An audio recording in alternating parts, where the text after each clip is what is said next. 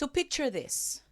New Year rolls around and everyone is buzzing with excitement. They're jotting down resolutions that seem destined to change their lives. And yet, how many times have we found ourselves in that cycle of making the same promises year after year, only to watch them fade into the background by February? Today, we're going to talk about how New Year's resolutions don't work.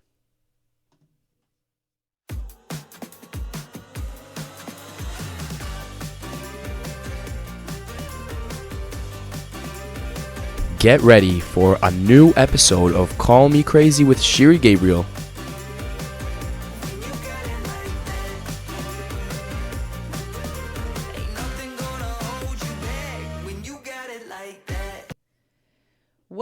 Welcome everybody. Welcome my friends to another episode of Call Me Crazy with Shiri Gabriel.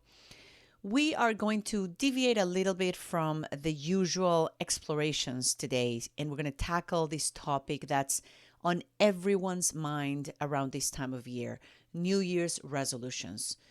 More specifically, I will tell you why I don't believe in them.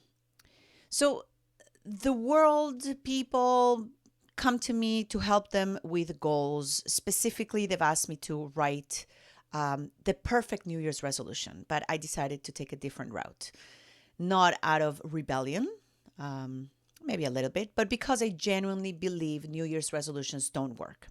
So instead, I want to guide you through a different approach, one that's more introspective and, in my opinion, more meaningful. So let's face it, New Year's resolutions often feel like a setup for failure. I'm sure many of you feel anxious about it. Many of you probably don't even write them because, yes, it has that feeling of setting you up for failure. Why?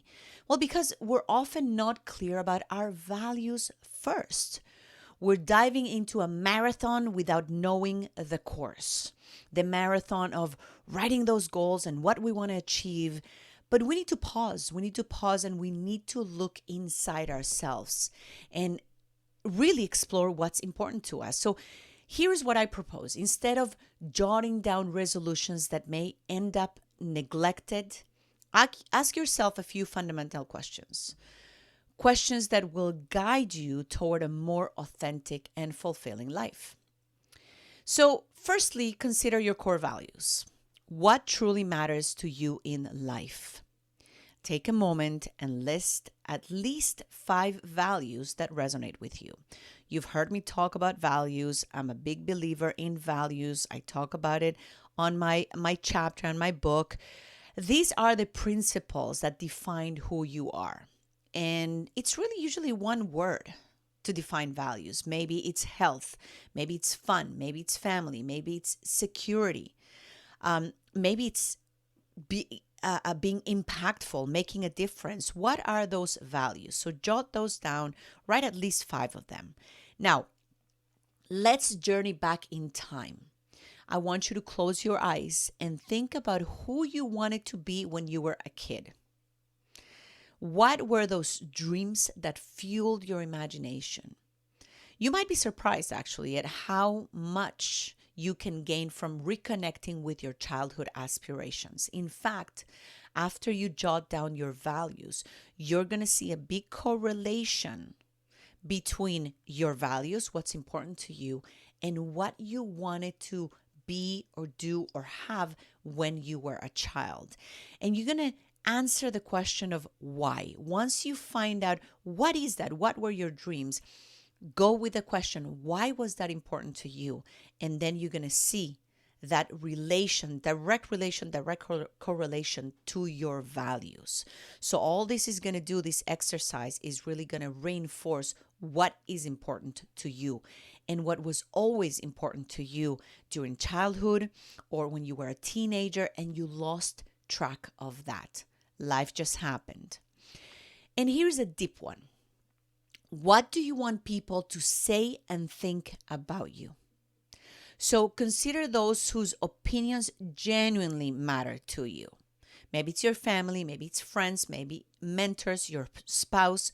What impact do you want to make on them? Again, once you answer those questions, you're going to see that everything, all these three things, your values, what you wanted to be, have, or do when you were a child, and what do you want people to say and think about you, have a big correlation. They're all interconnected. Spend some time doing this exercise. Do not rush through it. Now, here's the thing. Life is all about choices. Without a clear understanding of our values, it becomes challenging to make choices that align with who we really are. Picture this scenario. You have to decide between a Sunday afternoon with your in-laws or a cozy day at home with a good book, especially this time of year. If family is one of your core values, the choice suddenly becomes crystal clear. So, what values do? They empower us to make choices that resonate with our true selves.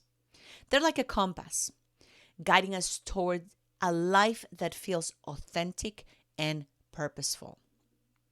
Now let's just dig a little bit deeper into why New Year's resolutions often fall flat. They tend to focus on specific goals without addressing the underlying values that drive our actions.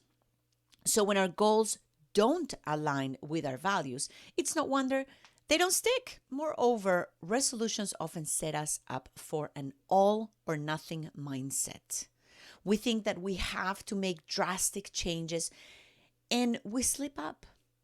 We feel like we've failed entirely. And it's a cycle. It's a cycle that can be demoralizing and counterproductive. So as we embark on a new year, let's shift the focus from resolutions to intentions rooted in our core values. So it's not about a laundry list of goals. It's about crafting a life that aligns with who we are at our core. Intentions is what is going to be our compass and is going to guide us in really achieving what we want in our lives. What we want to achieve today, what we want to achieve next week, next month, for 2024. There is an exercise that I love doing in the morning aside from meditation. I love setting the intention of what I want to achieve. What do I want to attract to me that day? It is an exercise that works because it sets the tone for you to get out of bed with what you want to achieve, with a clear set of goals. Even though you're not calling it goals, we're calling it intention. But it is going to help the universe to understand what is it that you want that day, what your intentions are for that day, and the universe will work with you to provide that for you. So I encourage you to experience this exercise.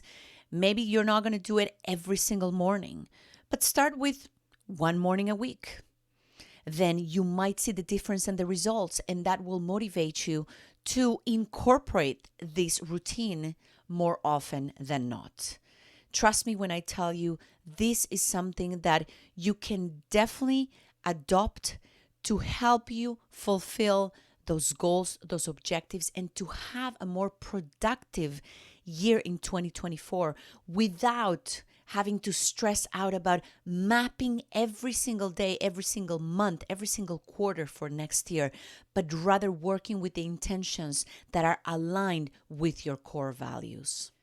So let's start 2024 with the best intentions we have for ourselves.